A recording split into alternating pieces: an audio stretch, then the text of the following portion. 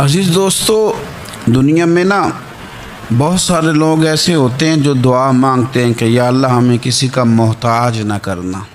محتاجی بہت بڑی کمزوری ہے۔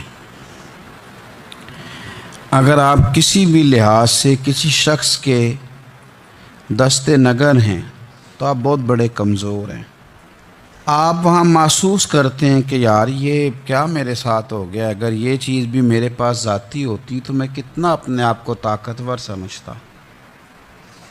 کوئی کسی قسم کی بھی کسی شخص کے سامنے آپ کو محسوس ہوتا ہے کہ یار یہ یہ بندہ تو ضرورت بن گیا ہے۔ اور میں نے دنیا میں ایسے لوگ بھی دیکھے ہیں جن کو اگر پتہ چل جائے نا فلانا بندہ میرا محتاج ہے کسی بھی حوالے سے، تو پھر تو بھائی وہ پورا زور ہی لگا دیتے ہیں۔ پھر تو اللہ تعالیٰ معاف کرے اگر بندے کو بندوں سے ضرورت پڑ جائے تو پھر تو وہ برا حال کر دیتے ہیں اگر انہیں اندازہ ہو جائے کہ یہ میرے بغیر چل نہیں سکتا۔ آپ زندگی میں کبھی بھی اللہ سے دعا مانگے رب کبھی کسی کو کسی بندے کا محتاج نہ کرے، اپنی بارگاہ کرم سے وہ بندوں کو دے۔ کچھ چیزیں تو ویسے ضرورت ہے نا، ہر بندے کو ہر ہنر اللہ نے نہیں سکھایا، وہ محتاجی نہیں۔ ہر بندہ ہر ہنر نہیں جانتا، وہ چیپٹر ایک الگ ہے۔ لیکن اگر اپنی ضروریات کے تعلق سے بندہ کسی کا محتاج، وہ چیز ہے اس کی ضرورت لیکن وہ حاصل خود سے نہیں کر سکتا، وہ محتاج ہو گیا ہے۔ اب یہ بہت بڑی آزمائش ہے۔ ہمارے ہاں لوگ محتاجی کس چیز کو بھلا سمجھتے ہیں؟ ہمارے ہاں لوگ سمجھتے ہیں کہ پیسے نہیں تو میں محتاج ہوں، خدا نہ خواستہ کوئی معذور ہو گیا ہوں، وجود کا کوئی حصہ کام نہیں کرتا تو میں محتاج ہوں۔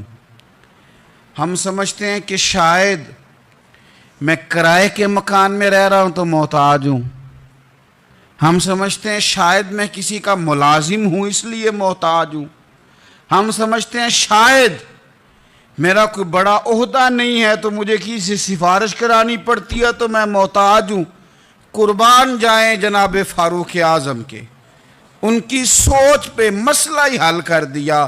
آپ فرمانے لگے دو ہی چیزیں جو بندے کو محتاج کرتی ہیں، باقی کوئی شے بھی محتاجی نہیں۔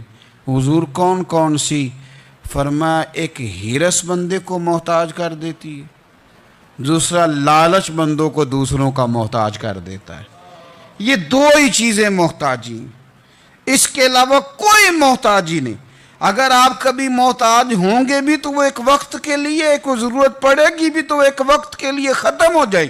لیکن اگر آپ حریص ہیں، آپ کی جیب میں جتنے مرضی پیسے ہوں آپ کا پیٹ نہیں بھرتا، آپ کے نام جتنے مرضی پلاٹ ہوں آپ کا دل نہیں بھرتا، آپ کو جتنی مرضی آسانیاں مل جائیں آپ کی طبیعت ٹھہرتی نہیں۔ اگر آپ لالچی ہیں، آپ حریص ہیں،